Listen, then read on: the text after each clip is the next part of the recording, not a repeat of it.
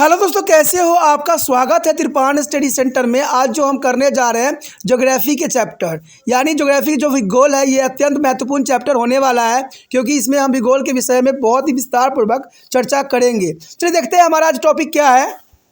Fourth question is the most important here. How were the Andaman and Nicobar Island formed? There is a most important question here. How were the Andaman and Nicobar Island formed? There is a most important here. The answer is here. It is believed that this is the island are elevated to the protection of the submarine mountain in the Bay of Bengal. That is the first point. It is believed that these islands are elevated to the protection of submarine mountain in the Bay of Bengal. And second here, they are localized on the submerged of submarine hill range and probably to the formed by volcanic eruption.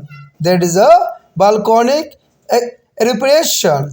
And third point is important here. The Andaman Nicobar Island formed. Some of the volcanic mountains are still active over there, and they are large in size and known as there are variety of flora and fauna here.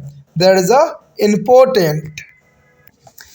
यहाँ पर हमारा question जो आया है अत्यंत महत्वपूर्ण है कि अंडमान और निकोबार द्वीप समूह कैसे बना। देखिए, ये बहुत ही इंटरेस्टिंग क्वेश्चन आता है इस चैप्टर के अंतर्गत कि अंडमान और निकोबार द्वीप समूह कैसे बना। जैसे हिमालय का निर्माण हुआ, उसी प्रकार देखा जाए तो अंडमान निकोबार द्वीप समूह, मैं बता दूं आपको कि अंडमान निकोबार द्वीप समूह भारत का ही एक पार्ट है और ये यूटी के अंतर्गत आता है। जैसे आपका चंडीगढ़ यूटी में आता है, दिल्ली यूटी में आता है, उसी तरह अंडमान निकोबार द्वीप समूह भी यूटी के क्षेत्र में आता है। तो ये काफ़ी महत्वपूर्ण है कि इसका आखिर निर्माण कैसे हुआ, क्योंकि ये तो अगर आपको ज्ञान हो अंडमान निकोबार द्वीप समूह के बारे में, तो बाय ऑफ बंगाल के साइड है और ये चारों तरफ से पानी से घिरा हुआ है, यानी कहते हैं पानी के अंदर एक द्वीप है। और ये द्वीप कैसे निर्माण हुआ, आखिर इस द्वीप का निर्माण होना कैसे स्वाभाविक बनी, तो ये बहुत काफ़ी गहरा क्वेश्चन है। अगर आप गहराई से समझने की कोशिश करोगे तो बहुत गहरा क्वेश्चन है। कहते हैं अंडमान निकोबार द्वीप समूह में पहले अपराधियों को भेजा जाता था जो कि काफ़ी खतरनाक अपराधी हुआ करते थे, क्योंकि वहाँ से उनको भागने का कोई भी मौका प्राप्त नहीं होता था, क्योंकि चारों तरफ से पानी से घिरा हुआ होता था।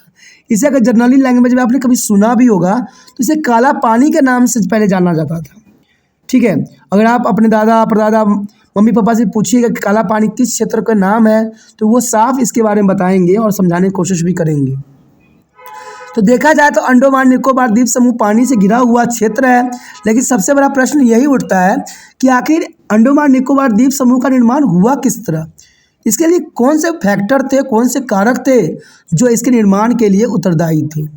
तो ये बहुत काफ़ी महत्वपूर्ण क्वेश्चन है। यहाँ पर अगर हम इसके आंसर की बात करें तो ये साफ हो जाता है कि ऐसा माना जाता है कि ये द्वीप बंगाल की खाड़ी में पनडुब्बी पर्वतों का एक ऊंचा हिस्सा है।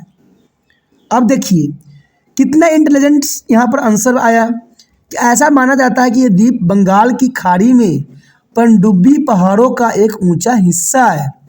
अब सोचिएगा पनडुब्बी पहाड़ें होती क्या है, तो ये बहुत काफ़ी दिलचस्प बात यहाँ पर रखता है कि द्वीप समूह की खाड़ी में देखिए पनडुब्बी पहाड़ें, यानी पहले डूबी हुई थी ये पहाड़ें, लेकिन क्या हुआ किसी कारणवश, किसी रीजनवश वो धीरे धीरे ऊपर की तरफ आने लग गई। ठीक है, तो ये बहुत काफ़ी महत्वपूर्ण लगता है। ये पनडुब्बी पहाड़ें जो थी धीरे धीरे एक ऊंचा हिस्सा के रूप में हमारे समक्ष आई और इस वजह से जो है इस द्वीप का निर्माण हुआ। कहते हैं वो एक जलमग्न या पनडुब्बी पहाड़ी श्रृंखला में स्थित है और संभवतः ज्वालामुखी विस्फोट से बने होती हैं।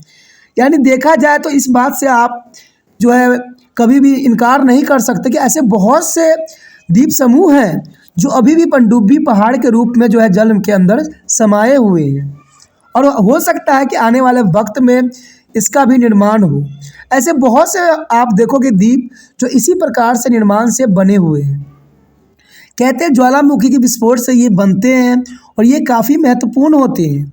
ये एक जलमग्न होते हैं, यानी जल के अंदर डूबे हुए रहते हैं, यही से पनडुब्बी पहाड़ी श्रृंखला के स्थित होते हैं और संभवतः ये ज्वालामुखी विस्फोट से ही बनते हैं। यानी आप समझ गए होंगे कि पनडुब्बी पहाड़ जो होते हैं वो निकलते हैं। और ये पनडुब्बी पहाड़ होते क्यों हैं? क्योंकि ज्वालामुखी के विस्फोट के कारण ऐसा होता है। जब ज्वालामुखी विस्फोट होगा तो ये जो है द्वीपों का निर्माण होना स्वाभाविक बन जाती है। अगर हम तीसरे पॉइंट की करें तो ये साफ कर देता है कि कुछ ज्वालामुखी पर्वत अभी भी यहाँ पर सक्रिय हैं, यानी अभी भी कई ज्वालामुखी पर्वत जो है यहाँ पर सक्रिय है, यानी एक्टिव फॉर्म में है। और वो आकार में बहुत ही बड़े होते हैं और अपने विभिन्न प्रकार के वनस्पति और जीवों के लिए जाने जाते हैं। तो आपने देखा होगा बहुत से ऐसे आइसलैंड हैं जो ज्वालामुखी के क्षेत्र के अंतर्गत आते हैं और यहाँ पर हर तरह के जीव जंतु वनस्पति आपको पनपते हुए नजर आएंगे। तो अंडमान निकोबार द्वीप समूह कैसे बना, इसके बारे में आपने विस्तार पूर्वक समझ लिया और जान लिया। कहते हैं छोटा क्वेश्चन लेकिन इसका जो है घाव बहुत तगड़ी है, यानी बहुत काफ़ी जो है ये चैप्टरों को समेट रखा है।